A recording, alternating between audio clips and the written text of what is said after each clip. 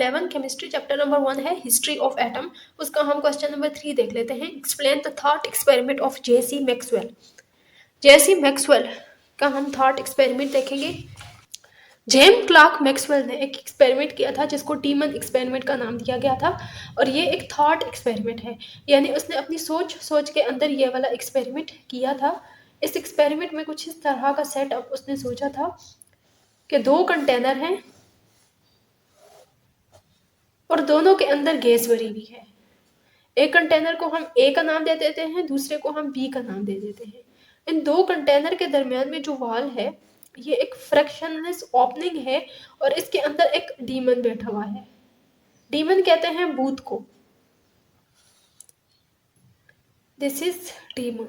दोनों के कंटेनर्स के अंदर जो गैस है उनका टेम्परेचर सेम है, T1 इसको हम कह देते हैं, या इसको हम TA कह देते हैं, इसको TB कह देते हैं, where TA is equal to TB, यानी temperature of gas A is same as the temperature of gas B।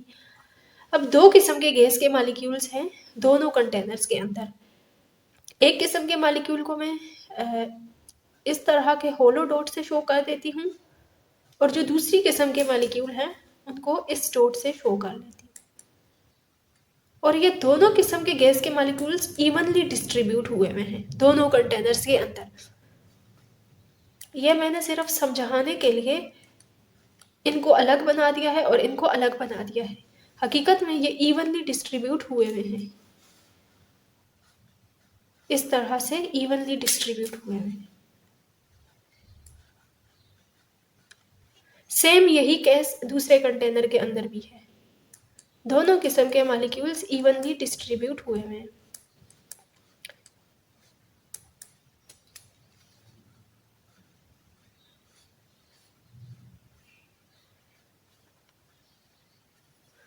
अब ये मॉलिक्यूल्स जो मुख्तलिफ हैं एक दूसरे से, ये अपनी काइनेटिक एनर्जी की वजह से मुख्तलिफ हैं। मान लेते हैं कि जो ब्लैक वाले हैं उनकी काइनेटिक एनर्जी या फिर स्पीड उनकी 10 मीटर पर सेकेंड है, और जो ग्रीन वाले हैं उनकी काइनेटिक एनर्जी या फिर स्पीड 5 मीटर पर सेकेंड है।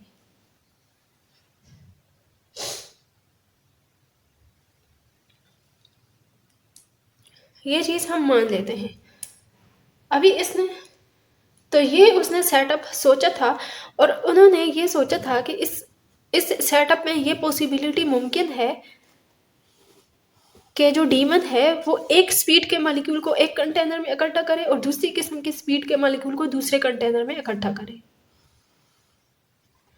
ये डीमन जो है, ये जो हाई काइनेटिक एनर्जी वाले मॉलिक्यूल्स हैं उनको एक कंटेनर में इकट्ठा करता जा रहा है, और जो लो एनर्जी वाले हैं, ये ब्लैक वाले हाई एनर्जी वाले हैं, इनको एक कंटेनर में इकट्ठा करता जाता है। और मॉलिक्यूल्स की इस सेपरेशन के दौरान वो कोई एनर्जी का इस्तेमाल नहीं करता। तो जब ये हाई एनर्जी वाले, अब इस साइड वाले जो मॉलिक्यूल्स हैं इनकी लो एनर्जी है, लो काइनेटिक एनर्जी, और इनकी है हाई काइनेटिक एनर्जी। अब जो टेम्परेचर है वो भी काइनेटिक एनर्जी की वजह से होता है। इसकी काइनेटिक एनर्जी चूंकि लो है तो इसका टेम्परेचर भी लो होगा, और इस साइड वाले मॉलिक्यूल्स की काइनेटिक एनर्जी ज़्यादा है तो इनका टेम्परेचर भी हाई होगा।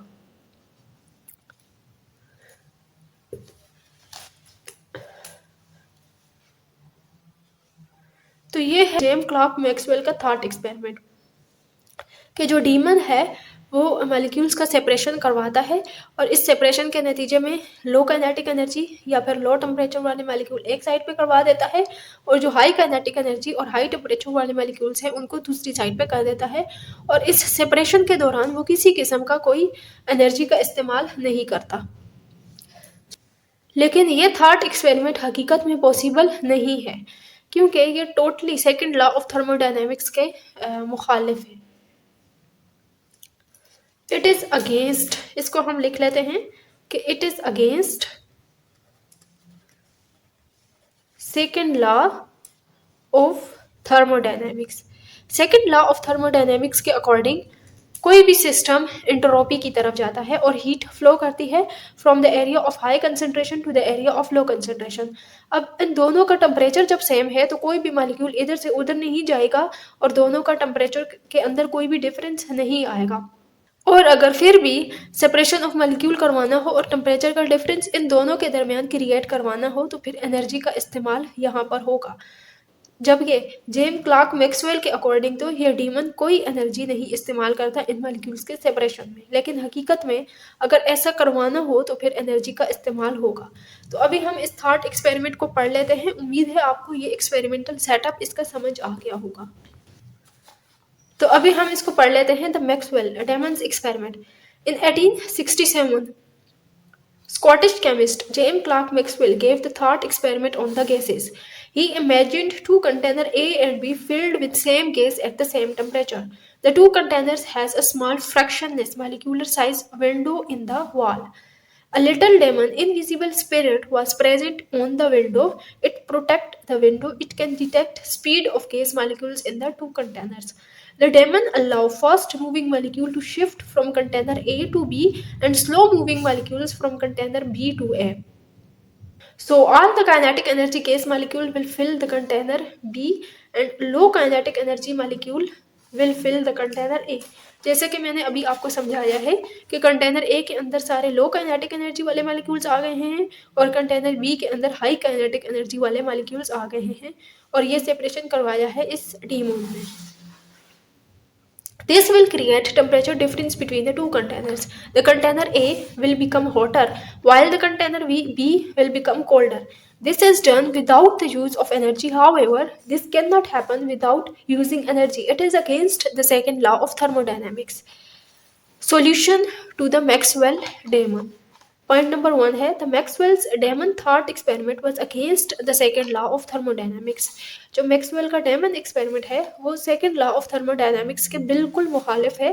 This law states that the heat flow naturally from hotter body to the colder body and entropy of the system is increased where entropy is the disorderness of the system. अब nature में क्या होता है कि हमेशा heat hot body से cold body की तरफ फ्लो करती है और एंट्रोपी यूनिवर्स की हमेशा बढ़ती है, यानी डिसऑर्डरनेस बढ़ता है। तो यहाँ पर तो क्या हुआ है कि सिस्टम डिसऑर्डर्ड स्टेट से ऑर्डर्ड स्टेट में आया है। ये डिसऑर्डर्ड स्टेट है यानी दो किस्म के मॉलिक्यूल्स आपस में मिक्स हुए हुए हैं और ये एक ऑर्डर्ड स्टेट है जिसके अंदर एक किस्म के मॉलिक्यूल को अलग कर लिया गया है और दूसरे किस्म के मॉलिक्यूल को अलग कर लिया गया है। तो ये खुद ब खुद पॉसिबल नहीं है, जबकि जो स्पॉन्टेनियस प्रोसेस है वो ये है कि सिस्टम ऑर्डर्ड स्टेट से डिसऑर्डर्ड स्टेट में जाता है। तीसरा पॉइंट है the Maxwell's demon was ideally considered with no use of energy for opening and closing of the window. In fact the demon's action was not possible without the use of energy. और फिर अगली बात यह है कि Maxwell के according यहाँ पर जो डेमन है वो किसी किस्म की एनर्जी का इस्तेमाल नहीं करता, लेकिन हकीकत में जो डेमन का काम है वो एनर्जी के इस्तेमाल के बगैर पॉसिबल ही नहीं है। अगला पॉइंट है if the demon is considered to be using energy for opening and closing of the window then energy will be used and entropy of the system increase. This is according to the second law of thermodynamics. अगर demon energy का इस्तेमाल करता तो फिर भी हम कह सकते हैं थे कि वो जो एनर्जी का इस्तेमाल कर रहा है तो इससे फिर एंट्रोपी सिस्टम का बढ़ रहा है और ये फिर सेकंड लॉ के अकॉर्डिंग था। Hence, the Maxwell's Damon experiment play role to consider all factors while studying the behavior of the physical system in physical chemistry. जो मैक्सवेल का डेमन एक्सपेरिमेंट है उसको हम किसी भी फिजिकल सिस्टम फिजिकल केमिस्ट्री के अंदर फिजिकल सिस्टम के बिहेवियर को स्टडी करने में कंसिडर कर सकते हैं। Chapter number 1 history of chemistry के लॉन्ग क्वेश्चन में हम क्वेश्चन नंबर 4 पढ़ने लगे हैं। Explain the experimental background of atomic theory. तो इस क्वेश्चन का आंसर ये है experimental background of atomic theory की आपने हेडिंग देनी है और इस तरह से पॉइंट वाइज आपने इसका आंसर लिखना है। पॉइंट नंबर 1 है इन 1808 an English chemist John Dalton converted the Democritus thought experiment about atom into scientific theory called Dalton atomic theory. 1808 में जॉन डाल्टन ने, जो कि एक इंग्लिश केमिस्ट था, उसने डेमोक्रिटस के जो थॉट एक्सपेरिमेंट है उसको डाल्टन एटॉमिक थ्योरी के अंदर उसने पेश किया। He wrote a book named a new system of chemical philosophy. इनकी किताब का नाम था new system of chemical philosophy.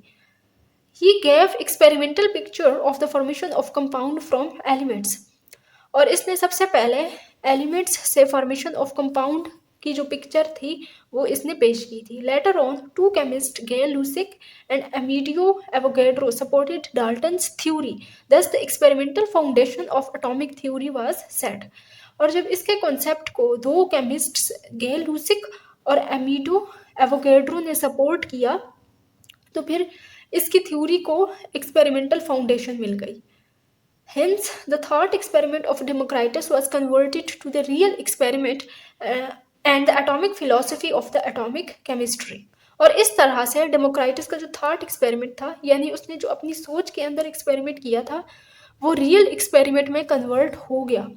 Experimental background of atomic theory का फ्लो शीट डायग्राम देख लेते हैं। सबसे पहले तो डेमोक्राइटस ने एटम का कॉन्सेप्ट दिया था। डेमोक्राइटस के मुताबिक मैटर कंसिस्टेंट और इनडिविजिबल पार्टिकल्स पर मुश्तमिल होता है और उन पार्टिकल्स को एटम का नाम दिया जाता है।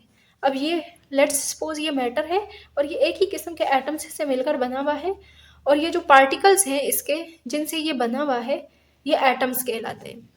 अगर इन पार्टिकल्स की दो खुसूसियात हों, जैसे कंसिस्टेंट हों और दूसरी बात है कि इनडिविजिबल हों,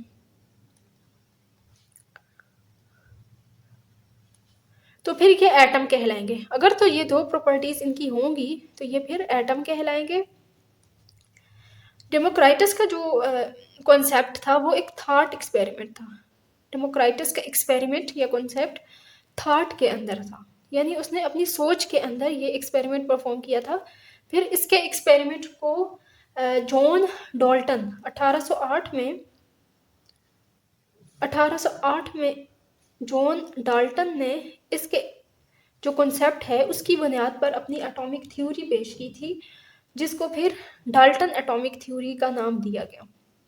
डाल्टन एटॉमिक थ्योरी। और डाल्टन ने एक किताब लिखी थी जिसका नाम था a new system of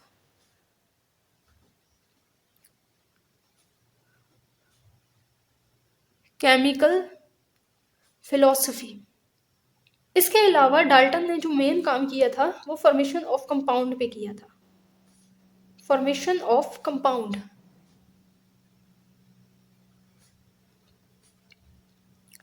compound क्या होता है? जब दो या दो से ज़्यादा एटम्स आपस में केमिकली कंबाइन करते हैं तो कंपाउंड का फॉर्मेशन होता है। लेट्स सपोज ये दो एटम्स हैं मुख्तलिफ किस्म के, ये आपस में केमिकली कंबाइन करेंगे इस तरह से तो ये एक कंपाउंड बन जाएगा।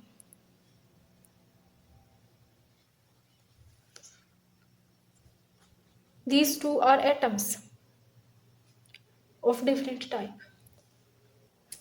और फिर अगला पॉइंट है कि ये जो डाल्टन का सारा थ्योरी है, एटॉमिक थ्योरी, इसको गे लूसिक ने, दो साइंटिस्ट थे, गे लूसिक और एमिडियो एवोगैड्रो, इन्होंने इसको सपोर्ट किया था। These two scientists supported Dalton atomic theory. तो इनके सपोर्ट करने से डाल्टन की एटॉमिक थ्योरी को एक एक्सपेरिमेंटल एविडेंस मिल गया। स्टार्ट में डेमोक्राइटस ने जो थ्योरी दी थी वो तो एक थॉट एक्सपेरिमेंट था, लेकिन डाल्टन ने जब इसको पेश किया था तो ये एक रियल एक्सपेरिमेंट हो गया। A new system of chemical philosophy is the name of book written by the Dalton। Chapter number 1 history of chemistry का लॉन्ग क्वेश्चन नंबर 5 है, describe what conclusions were drawn by the Schrodinger from his thought experiment. ये रहा Schrödinger's cat experiment, जिसको Schrodinger thought experiment भी कहा जाता है। इस एक्सपेरिमेंट को पढ़ने से पहले हम इसका एक्सपेरिमेंटल सेटअप देख लेते हैं। तो अभी हम इधर देख लेते हैं श्रोडिंगर्स थॉट एक्सपेरिमेंट का सेटअप। श्रोडिंगर ने इस तरह से एक ओपेक बॉक्स लिया था, ओपेक यानी गैर शिफाफ, जिसके आर पार कुछ नजर ना आ सके। इस ओपेक बॉक्स के अंदर एक कोने में उसने रेडियोएक्टिव मटेरियल को रखा था ये रेडियो एक्टिव मटीरियल है और इधर है जीजर मुller काउंटर और इस काउंटर के साथ यहाँ पर एक स्ट्रिंग बांधी हुई है। स्ट्रिंग के साथ इधर है हथौड़ा, हैमर, और यहाँ पर एक पोटली के अंदर पड़ा हुआ है पॉइजन। इसकी बेस हम इधर बना लेते हैं और पोटली के अंदर यहाँ पर पॉइजन पड़ा हुआ है और इधर एक गेट है।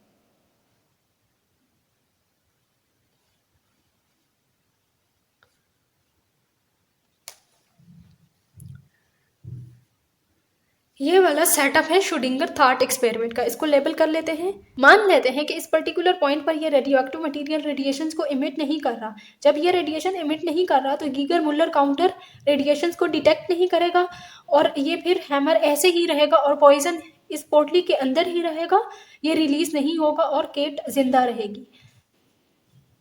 अब हम मान लेते हैं कि रेडियो एक्टिव मटीरियल रेडिएशन को इमिट करता है, तो फिर उस केस में ये सारा एक्सपेरिमेंटल सेटअप कुछ इस तरह से हो जाएगा। अब मान लेते हैं कि रेडियो एक्टिव मटीरियल रेडिएशन को इमिट कर रहा है, तो जब रेडियो एक्टिव मटीरियल रेडिएशन को इमिट करेगा तो ये सेटअप कुछ इस तरह से हो जाएगा। ये रेडियो एक्टिव मटीरियल रेडिएशन को इमिट कर रहा है, इनके इमिशन से ये जीजर मुller काउंटर जो है इन रेडिएशंस को डिटेक्ट करेगा। जब ये इन रेडिएशंस को डिटेक्ट करेगा तो इस स्ट्रिंग को ढीला कर देगा। इस स्ट्रिंग के ढीले होने से ये हथौड़ा जाकर जहर की पोटली के ऊपर लगेगा और वो पोटली फट जाएगी। जहर की पोटली फटने से ये केट की डेथ हो जाएगी। तो इसी तरह इस एक्सपेरिमेंट में केट की जो लाइफ है वो रेडियो एक्टिव मटीरियल की रेडियो एक्टिविटी पे डिपेंड कर रही है। अगर तो रेडियो एक्टिव मटीरियल रेडिएशन को इमिट नहीं करेगा तो केट जिंदा रहेगी, और अगर रेडियो एक्टिव मटीरियल ने रेडिएशन को इमिट किया तो ये केट मर जाएगी। यानी जो लाइफ ऑफ केट है वो डिपेंड करती है कि आया मटीरियल रेडिएशंस को इमिट कर रहा है या नहीं कर रहा।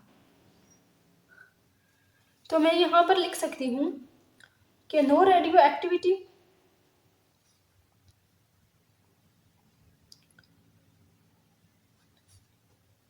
केट लाइव्स, और रेडियो एक्टिविटी यहाँ पर हो रही है जिससे क्या हो जाएगा, केट डाइड। अब बाहर खड़ा ऑब्जर्वर, यहाँ पर अगर कोई ऑब्जर्वर खड़ा हुआ है तो चूंकि ये बॉक्स जो है ये ओपेक है, दिस बॉक्स इज ओपेक, उसको नहीं पता कि अंदर जो केट है वो लाइव है या डेड है। उसको तभी पता चलेगा जब वो बॉक्स को खोल कर देखेगा। अगर बॉक्स बंद है तो उसके दिमाग में दो पॉसिबिलिटीज हैं या दो ख्यालात हैं कि at the given moment cat जिंदा भी हो सकती है और मरी हुई भी हो सकती है। कंफर्म उसको तब होगा जब वो बॉक्स को खोलेगा। इसी तरह इस एक्सपेरिमेंट को, इस श्रोडिंगर थॉट एक्सपेरिमेंट को अगर हम क्वांटम मैकेनिकल वर्ल्ड के साथ रिलेट करें, बेसिकली तो श्रोडिंगर ने अपना एक्सपेरिमेंट जो सब एटॉमिक पार्टिकल्स हैं या क्वांटम पार्टिकल्स हैं उनके साथ रिलेट करने के लिए दिया था। क्वांटम मैकेनिक्स में अगर हम देखें तो क्वांटम मैकेनिक्स में हम सब एटॉमिक पार्टिकल्स के बारे में स्टडी करते हैं। हम स्टडी करते हैं सब एटॉमिक पार्टिकल्स, जैसा कि हो गया इलेक्ट्रॉन, प्रोटॉन, न्यूट्रॉन वगैरह, और इसी तरह छोटे छोटे पार्टिकल्स के बारे में। तो मान लेते हैं कि हमें इलेक्ट्रॉन की नेचर के बारे में पता लगाना है। इलेक्ट्रॉन का डुअल नेचर होता है, यानी eight the given time electron wave के तौर पर भी एक्ट करता है और इलेक्ट्रॉन पार्टिकल के तौर पर भी एक्ट करता है। हमने इलेक्ट्रॉन के ऊपर अभी कोई एक्सपेरिमेंट नहीं किया, तो हम इलेक्ट्रॉन के बारे में कंफर्म नहीं बता सकते कि electron at a particular point wave है या फिर पार्टिकल है। इलेक्ट्रॉन के नेचर के बारे में तभी कंफर्म होगा जब हम इसके ऊपर एक्सपेरिमेंट करेंगे। वेव नेचर इसका पता चलता है हमें डबल स्लिट एक्सपेरिमेंट से, और इसका पार्टिकल नेचर हमें पता चलता है किसी भी डिटेक्टर की मदद से। तो जैसे कि यहाँ पर बॉक्स को खोले बगैर ऑब्जर्वर नहीं बता सकता था कि केट जिंदा है या मरी हुई है, इसी तरह सब एटॉमिक पार्टिकल्स जैसे इलेक्ट्रॉन है उसके बारे में हम नहीं बता सकते कि एट अ गिवन पॉइंट वो वेव के तौर पर एक्ट कर रहा है या फिर पार्टिकल के तौर पर एक्ट कर रहा है। इलेक्ट्रॉन के नेचर के बारे में हमें तभी पता चलेगा जब हम इलेक्ट्रॉन के ऊपर एक्सपेरिमेंट करेंगे। उम्मीद है आपको ये श्रोडिंगर थॉट एक्सपेरिमेंट और इसका सेटअप समझ में आया होगा। ये रहा श्रोडिंगर थॉट एक्सपेरिमेंट, इसको समझना बहुत आसान है। पहला पॉइंट है, Erwin Schrodinger was the Austrian scientist. Europe का एक मुल्क है ऑस्ट्रिया। अरविंद श्रोडिंगर का ताल्लुक ऑस्ट्रिया से था। He explained a cat experiment picture during the discussion with Einstein about the quantum mechanics problem. और श्रोडिंगर ने अपनी जो केट एक्सपेरिमेंट वाली पिक्चर है ये आइंस्टाइन के साथ डिस्कस की थी क्वांटम मैकेनिकल प्रॉब्लम को सॉल्व करने के लिए। So his Kate experiment played an essential role in the development of quantum mechanics. Quantum mechanics के समझने में इसका जो केट वाला एक्सपेरिमेंट था उसने बहुत अहम किरदार अदा किया है। Schrodinger imagined a cat in an opaque box having a poison, Geiger counter and radio active material. जैसे कि मैंने अभी आपको बताया था कि एक ओपेक बॉक्स है, उसके अंदर जहर है, जीजर काउंटर है और रेडियो एक्टिव मटीरियल है और इसके अलावा एक केट है। He thought that an outside observer would say that the cat is in two states, both alive and dead at the same time. बाहर जो ऑब्जर्वर खड़ा हुआ है वो कह सकता है कि केट जो है वो दो हालतों में है, जिंदा भी हो सकती है एट अ गिवन टाइम और डेड भी हो सकती है eight the same time. It is because, like Kate, the radioactive material is also in two states. It decays and does not decay at the same time. ये इसलिए कि जो cat है उसकी ज़िंदगी डिपेंड करती है रेडियो एक्टिव मटीरियल की रेडियो एक्टिविटी पे, और जो रेडियो एक्टिव मटीरियल है वो eight the given time decay कर भी सकता है और नहीं भी कर सकता। अब रेडियो एक्टिव मटीरियल की खासियत होती है कि वो डिके करता है और रेडिएशन को इमिट करता है, लेकिन उसका टाइम ऑफ डिके मुख्तलिफ हो सकता है He thought when the radioactive material decayed, the Geiger counter received radiations emitted from that material. It pushed the hammer of the container having poison. Thus, the container opened and poison come out which killed the cat. जब radio active material ने radiations को emit किया तो जीजर counter ने उन radiations को detect किया और फिर जो हथौड़ा है वो जाकर पॉइजन के कंटेनर के ऊपर लगा और पॉइजन का कंटेनर फट गया, जहर बाहर निकल आई और केट जो है वो मर गई। If the radio active material did not decay then the cat would remain alive. और अगर रेडियो एक्टिव मटीरियल डिके ना करता तो फिर केट जिंदा रहती। Schrodinger's cat thought experiment showed two states. Schrodinger का जो एक्सपेरिमेंट है इसके अंदर दो हालतें पॉसिबल हैं, डिकेड मटेरियल डेड केट और undecayed material alive cat. Material अगर डिके हुआ है तो केट मर जाएगी और अगर मटेरियल डिके नहीं हुआ तो केट जिंदा रहेगी।